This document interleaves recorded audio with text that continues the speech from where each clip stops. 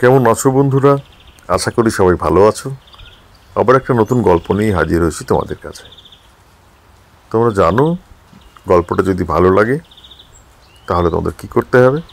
আমার চ্যানেলটা সাবস্ক্রাইব করো, লাইক করো, শেয়ার করো, আর অনেক কমেন্ট করে জানিও আমার গল্পগুলো তোমাদের কেমন লাগছে। আর কিছু ভুলভ্রান্তি হলে নিজের মনে করে ক্ষমা করে দিও। আজকে তোমাদের যে গল্পটা শোনাবো সেই গল্পের নাম শেষ দেখা। লেখক অধীরাজ বিশ্বাস। তো চলো আজকে গল্পটা শুরু করি। নিমন্ত্রণটা অনেকদিন আগেই করে রেখেছিল সুজন, কিন্তু যাব করে আমারই আর যাওয়া হচ্ছিল না সুজনদের বাড়ি। আমাদের বন্ধুদের মধ্যে সুজনই সবার আগে চাকরি পেয়েছিল, তাও আবার বিদেশে। সুজনের বাড়ি টাকি। সুজন প্রায়ই বলতো, একদিন এসে আমাদের বাড়িতে থাকবি, গোটা টাকি ঘুরিয়ে দেখাবো, নৌকো চড়াবো, বাংলাদেশ দেখাবো। সুজনের চাকরি পাওয়ার কয়েক মাস পর আমিও চাকরি পেয়ে যাই। সুজন তখন বাইরে চাকরি করছে আর আমি কলকাতায়। সুজন যখন বাড়ি আসতো তখন আমার সময় হতো না, তাই ওদের বাড়ি যেতে পারছিলাম না। কিন্তু এরপর নাকি ও 2 বছর আগে আর বাড়ি আসতে পারবে না।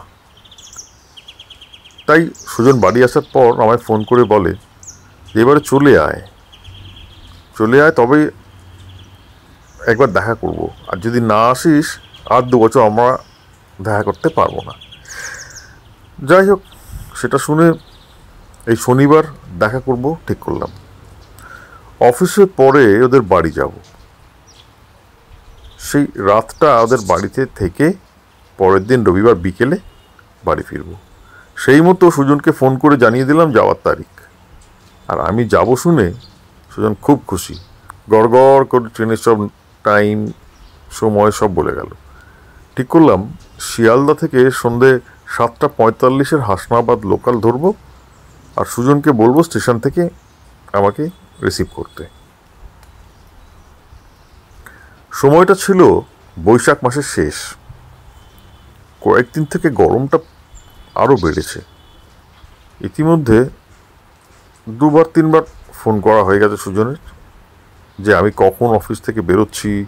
অফিস থেকে বেরোনোর সময় খেয়াল করলাম আকাশটা মেঘে ছেয়ে গেছে, আর মাঝে মাঝে বিদ্যুতের ঝলক দেখা দিচ্ছে। অফিসের নিচে থেকে ট্যাক্সি নিলাম শিয়ালদা যাওয়ার জন্য। কিন্তু রাস্তায় কিছুটা যেতেই শুরু হলো কালবৈশাখীর তাণ্ডব। ট্যাক্সির ড্রাইভার বললে, যাক বাবা, আজ অন্তত রাত্রিরে শান্তিতে ঘুমোতে পার। আমিও ঘাড় নেড়ে সম্মতি জানিয়ে বললাম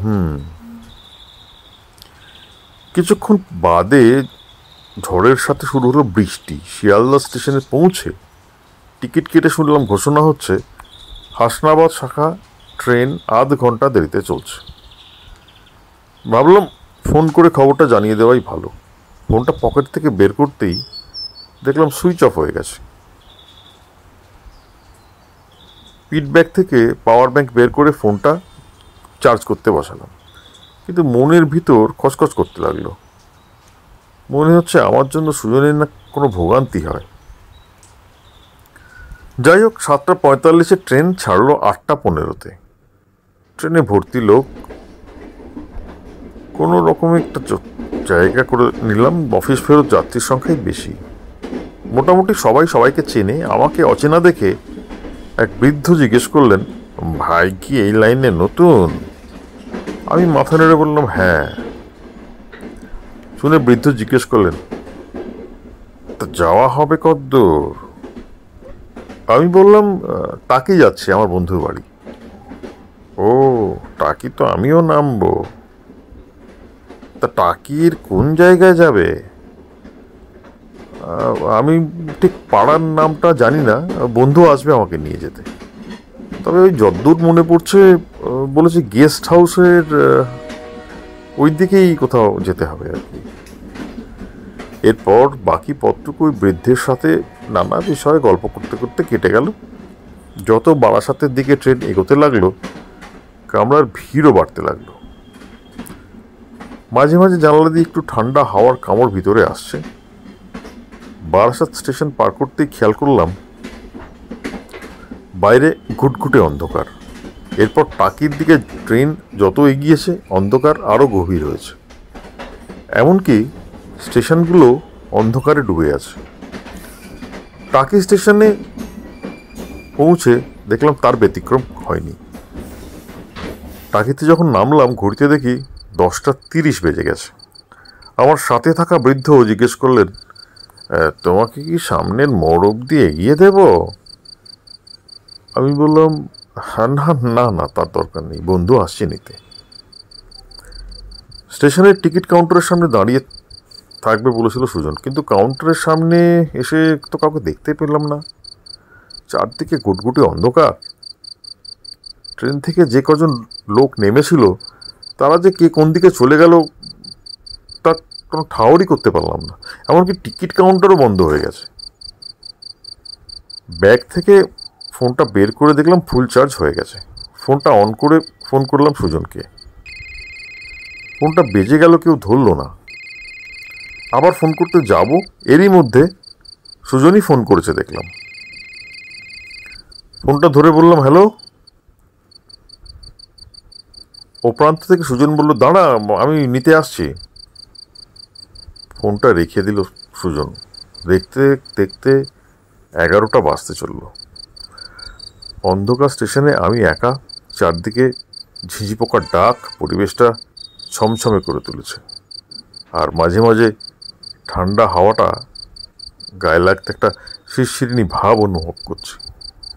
হঠাৎই চমকে উঠলো একজনের গলার স্বর শুনে, বাবু যাবেন কদ্দূর? দেখলাম একজন বয়স্ক লোক হাতে একটা টর্চ নিয়ে দাঁড়িয়ে। সেই টর্চের আলোয় দেখলাম বৃদ্ধ একটু ঝুঁকে সামনের দিকে, পরনের লুঙ্গি, একটা ছেঁড়া গেঞ্জি। বৃদ্ধ আবার বলল, বাবু যা ঝড় হচ্ছে তাতে আর কিচ্ছু পাইবেন না। সামনে আমার রিক্সা আছে, চলেন আপনারে নামাই দিয়ে যাই। আমি বললাম, না না, তুমি যাও, আমার বন্ধু আসবে আমায় নিতে। বৃদ্ধ আমার কথা শুনে আস্তে আস্তে চলে গেল রিক্সার কাছে। সেই সময় শুনতে পেলাম দূরে একটা বাইকের হর্নের শব্দ। একটু পরেই দেখলাম একটা মোটরসাইকেল স্টেশনের দিকে আসছে। স্টেশনের সিঁড়ির কাছে সে থামলো বাইকটা, আর ব্যক্তিটির মাথায় হেলমেট, গায়ে একটা রেনকোট চাপানো। দেখে বোঝা যাচ্ছে না ব্যক্তিটিকে। একটু পরেই শুনলাম বাইকে আসা ব্যক্তিটি আমার উদ্দেশ্যে বলছে, চলে আয়। আসতে বড্ড দেরি হয়ে গেল রে। গলার কণ্ঠস্বর শুনে বুঝলাম সেটা সুজন। আমি ততক্ষণে স্টেশনের সিঁড়ি দিয়ে নেমে সুজনের বাইকের কাছে চলে গেছি। সুজন বলল, আরে বস, একটু দেরি হয়ে গেল, উঠে পড়, বাইকে উঠে পড়, তোকে বাড়িতে নামিয়ে দিয়ে আমি আরেক জায়গায় যাব। আমি জিজ্ঞেস করলাম, কোথায় যাবি? ভাবলাম কতদিন পরে দেখা, চুটিয়ে আড্ডা মারবো, আর এত রাতে কি এমন কাজ? কি অবিচারে যাবি নাকি? আমার সাথে সুজনও হেসে উঠলো কথাগুলো শুনে। ততক্ষণে সুজন বাইকে স্টার্ট দিয়ে দিয়েছে। বাইকে ওঠার পর থেকে একটা বোটকা গন্ধ ক্রমশ নাকে আসছিল। আর থাকতে না পেরে সুজনকে জিজ্ঞেস করেই ফেললাম, কিসের একটা বোটকা গন্ধ বেরোচ্ছে বলতো? সুজন বলল, আরে আর বলিস না, বৃষ্টিতে সারা রাস্তা পিচ্ছিল হয়ে গেছে, তাই আসার সময় পড়ে গেছিলাম রাস্তার পাশের কাদায়, সেই গন্ধই বেরোচ্ছে। কথা বলতে বলতে খেয়াল করলাম আমরা একটা বড় রাস্তায় উঠেছি। বড় রাস্তায় লোকজনের জটলা, কয়েকজন পুলিশ, তাদেরও দাঁড়িয়ে থাকতে দেখলাম। জটলা কাটিয়ে আমাদের বাইক একটা সরু গলি ধরতেই সুজন জিজ্ঞেস করলো, আসতে অসুবিধা হয়নি তো? আমি সুজনকে বললাম, না না, শুধু ট্রেনটা একটু লেট ছিল। ওখানে কি হয়েছে রে সুজন, ওই অত ভিড়? সুজন বলল, ও একটা অ্যাক্সিডেন্ট হচ্ছে শুনলাম, আর বলিস না, রাত দিন ওই থুবোর মোড়ের অ্যাক্সিডেন্ট লেগেই আছে। শুনলাম একটা লরির সাথে অ্যাক্সিডেন্ট হয়েছে, স্পটেই মারা গেছে ছেলেটা।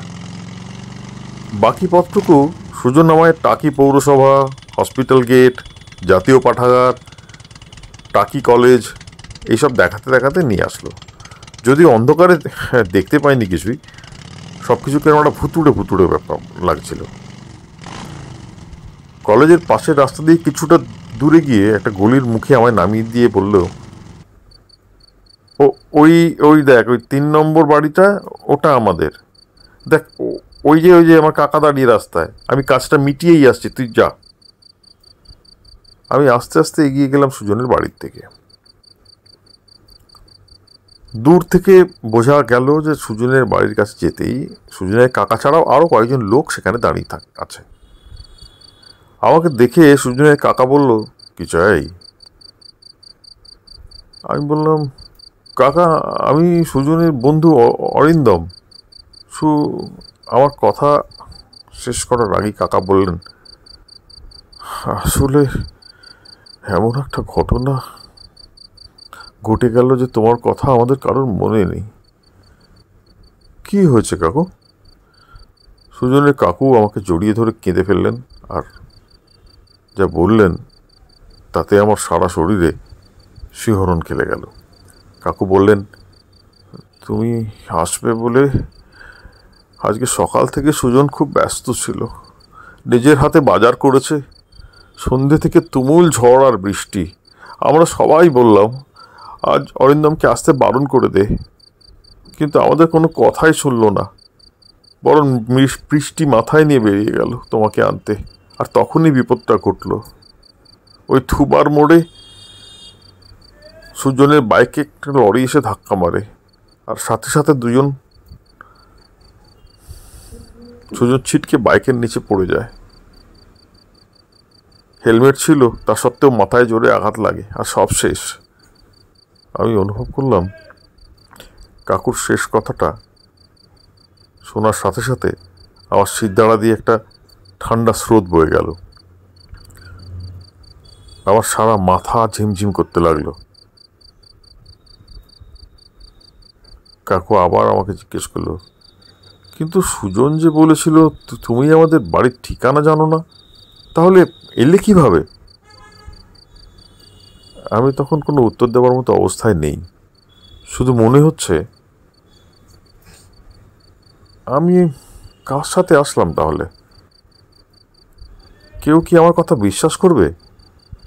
বুঝতে পারলাম চারপাশটা ঝাপসা হয়ে আসছে, দাঁড়িয়ে থাকতে পারছি না। আর তারপরে চারদিক অন্ধকার হয়ে গেল।